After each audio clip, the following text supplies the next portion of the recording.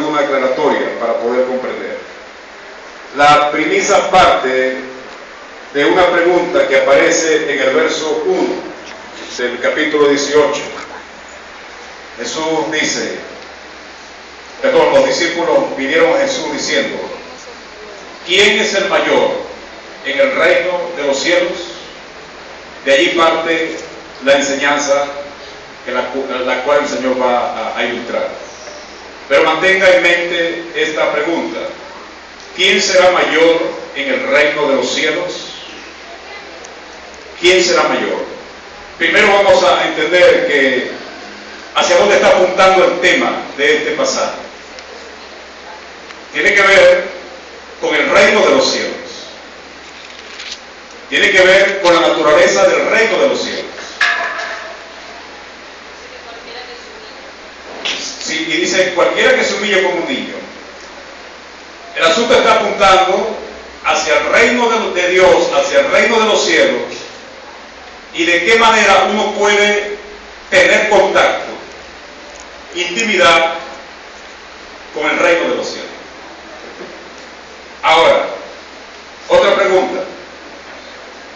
¿Qué es más grande en lo que usted entiende? ¿El reino de los cielos o la iglesia de Dios? En otras palabras, ¿qué es más grande? ¿El reino de Dios o la iglesia de Dios? ¿Qué considera usted que es más grande? En cuanto a ampliación o término, como usted se lo imagina. ¿La iglesia de Dios o el reino de Dios? ¿Qué es más grande? El reino de Dios es mucho más amplio que la iglesia de Dios. ¿Por qué? Porque el reino de Dios ya existía antes que la iglesia apareciera. Es decir, ya Dios era Dios y ya Dios era rey. Amén. Dios no es rey por la iglesia. Dios es rey por el universo que Él creó. Ahora, este Dios que es rey del universo, por supuesto, se entiende que es rey en la iglesia, porque la iglesia es parte de su rey. Amén. Tenemos que entender eso, porque tenemos que mirar hacia dónde está apuntando el Señor Jesús. Está apuntando hacia el reino de los cielos, de manera que el tema nos dirige hacia los valores del reino de Dios. Hacia allá está apuntando, los valores del reino, porque la pregunta es, ¿quién es mayor en el reino de los cielos? Entonces, el valor o los valores del reino. Por aquí tenemos que tomar en cuenta eso. Los valores del reino es el gran tema aquí. Otra pregunta. ¿Serán los valores del reino de Dios igual a los valores de este mundo? No, por supuesto. Son muy distintos. Es importante que entendamos eso. ¿Por qué? Por algo que es así. ¿Quién puede caminar sobre el agua? Humanamente, nadie puede caminar sobre el agua. Pero en la lógica de Dios, que es distinta a los valores de este mundo, Él sí puede hacer que alguien camine sobre el agua. Amén. Vean la diferencia.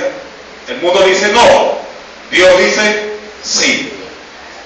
El mundo, para hacer algo, necesita que algo se vea. Entonces se hace lo que se ve.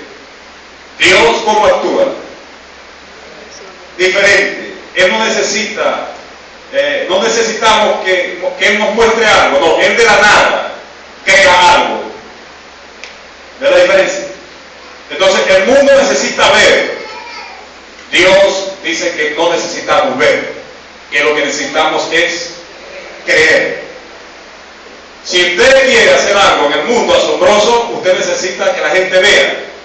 Pero si usted quiere hacer algo asombroso en el reino de Dios, usted lo que necesita es que la gente crea en Dios. O que usted crea en Dios. ¿Ve la diferencia? En el mundo, ¿quién es grande? Porque está apuntando la pregunta, ¿quién es mayor? ¿Quién es grande? ¿Quién es importante en el reino de los cielos? Es la pregunta que hacen los discípulos. ¿Quién es importante? ¿Quién es el más grande? ¿Quién es el que tiene mayor valor en el reino de los los cielos? Pudiéramos cambiar la pregunta, ¿verdad?, en otra dirección y decir, ¿quién es importante? ¿Quién es grande? ¿Quién tiene peso? ¿Quién tiene valor en el mundo? Ustedes lo saben.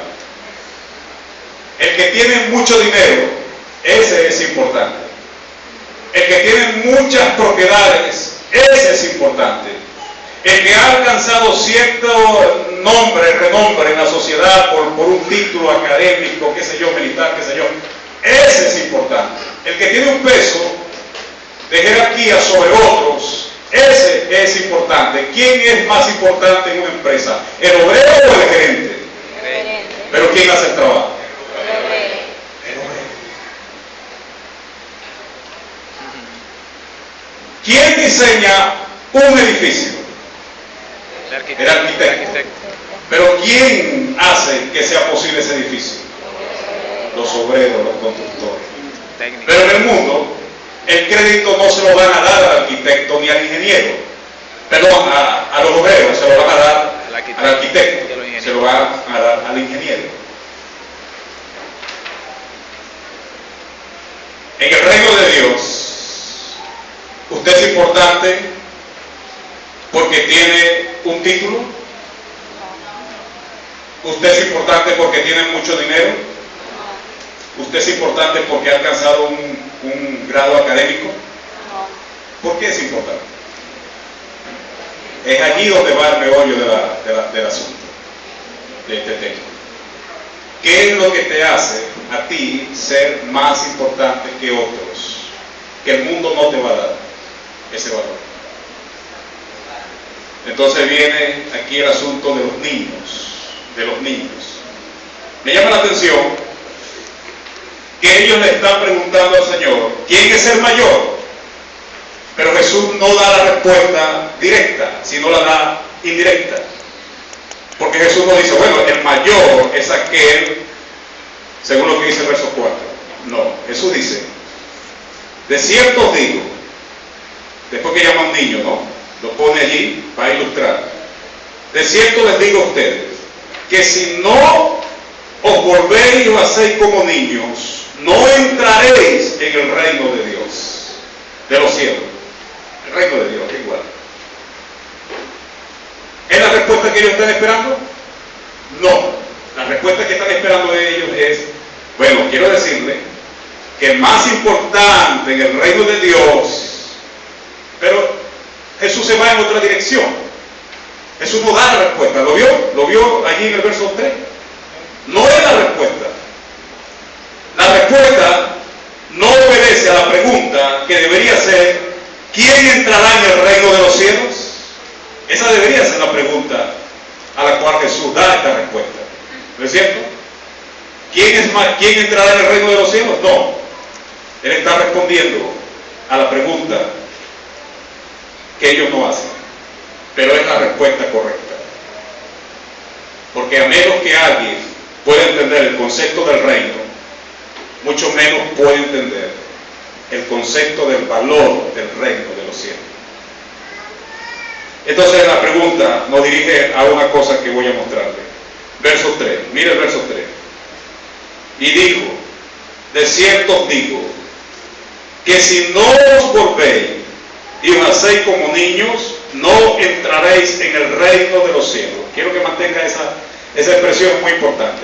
Nótese que la palabra si no está unida. ¿Cómo está? Separada. Cuando tú encuentras la Biblia, si no unido, está diciendo no aquello, sino esto. Algo así. No me da tiempo a explicar mucho sobre eso, pero si usted quiere algo más de eso, entre al Instituto Bíblico La Delicia. Pero aquí, la palabra, la expresión gramática, no aparece unida, sino separada. Sí, no. Esto significa que hay una condición. Cuando ustedes encuentran algo así, sí, no separado, es que hay una condición que hay que cumplir. Algunos llaman esto leyes apodísticas, que significa que debe cumplirse lo primero para que se dé lo segundo. Si no, no se cumple lo segundo. Les explico. La primera parte que hay que cumplir es, ¿cuál? Si no te vuelves y te haces como un niño, ¿qué pasa entonces? No entrarás en el reino de los cielos. Es decir, para entrar en el reino de los cielos debe cumplirse la primera condición, porque de lo contrario esta no se va a cumplir. ¿Qué condición debe cumplir? Debes volverte como un niño. Si quieres entrar al reino de Dios, tú tienes que ser como un niño. Allí está el pensamiento centrado del Señor. Nadie entrará a mi reino a menos que sea como un niño. Dicho de otra manera, si soy como un niño, entraré al reino de Dios, al reino de Cristo.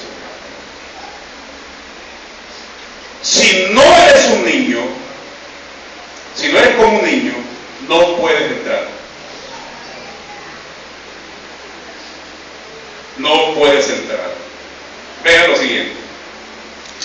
En Marcos 10, 14, 15, te recuerda que los niños se acercaban a Jesús y entonces los discípulos reprendían a los representantes, ¿verdad? Para allá, esos muchachos están estorbando al maestro, fuera de aquí. Y Jesús reprendió ahora a los discípulos y les dijo, no hagan eso. Dejen que los niños vengan a mí, porque de los tales, esa expresión aparece así, de los tales es el reino de los cielos. ¿Por qué quiero rescatar eso de los tales? Porque algunos tradicionalmente piensan que Jesús estaba hablando categóricamente, afirmativamente, que el reino de Dios está lleno de puros niñitos. No. Jesús no dijo, el reino de Dios es de niños. Entonces usted va a imaginar, oye, cómo hay angelitos. Entonces salen los pintores, Miguel Ángel, con sus cuadros de angelitos negros,